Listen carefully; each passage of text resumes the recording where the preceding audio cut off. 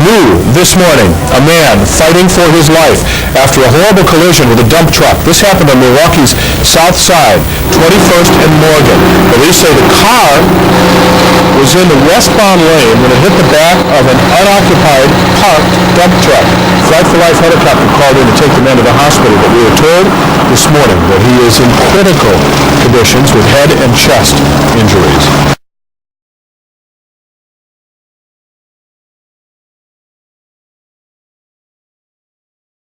Man says it's a miracle he's alive. He survived a horrific car accident 5 years ago. And now this holiday season, he's reliving that terrible day to say thank you to the man who was the first on the scene to call for help. Carol Meekins has a story that is positively Milwaukee. As you come back in this area, what are you thinking?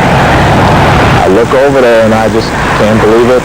Carl Wiskowski returns to a place where he almost died. On August 15, 1997, shortly before midnight, Wiskowski reached for a pager that fell into his car floor. That's when his car plowed into the back of a huge vacant dump truck. Wiskowski was in a coma for 2 days, semi-conscious for 2 weeks. At the hospital, they told my family to say their goodbyes because they didn't expect me to live. Today, Wiskowski is back near 21st and Morgan on Milwaukee's south side. For the first time, Wiskowski will meet a man who helped save his life. Thank you. Thank you. Thank you. Good to talk to you, too. That's great. It's like $1,000,000. Lloyd Simpson was about a half block away. He was the first to arrive on the scene. We just heard this big crash. So I looked out my living room window and I saw this car pile up against this dumpster that was parked there.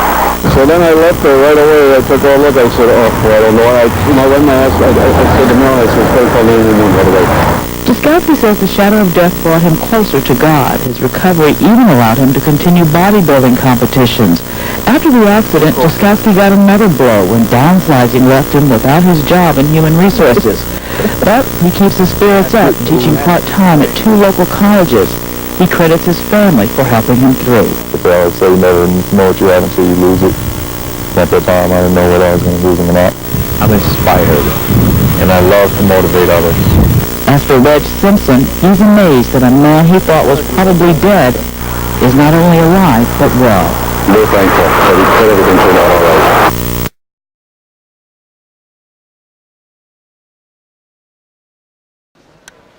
Hello everyone, my name is Dr. Robert Leschke. It is my absolute honor to be able to announce the next contestant. 18 years ago, I worked on the Flight for Life helicopter in Milwaukee, Wisconsin. On August 15, 1997, we were dispatched to the scene of a terrible car crash where tonight's next contestant, Carl, was laying with significant head and chest injuries. He wasn't breathing. The accident was listed as fatal. But I wasn't convinced. I was able to insert a tube into his lungs to help him breathe. With a little skill, with a little luck, we were able to get Carl breathing again, and we brought him back to life.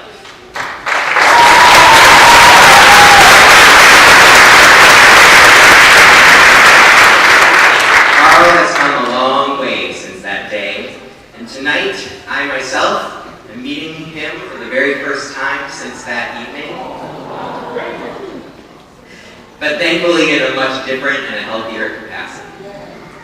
Carl wants to thank God, his wife, his beautiful wife, his wonderful son and family, along with many other family members and friends, for putting up with over 30 years of working out, dieting, injuries, and entering shows. He is especially thrilled to have his only grandchild, Skylar, here to see the sport her granddad truly enjoyed. He also credits his friend, Arnold Sims, the amazing Arnold Sims, with motivating him to do this show and to prove to everyone that miracles do happen. Ladies and gentlemen, let's give it up for Carl Maskowski.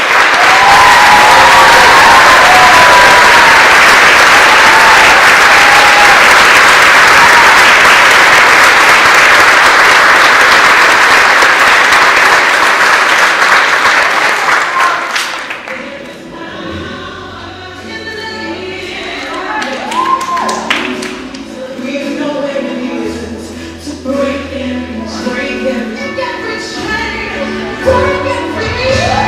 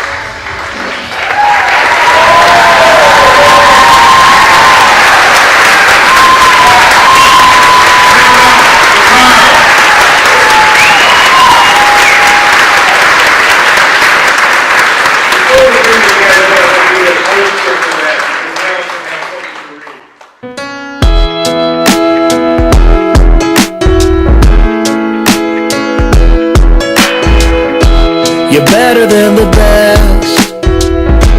I'm lucky just to linger in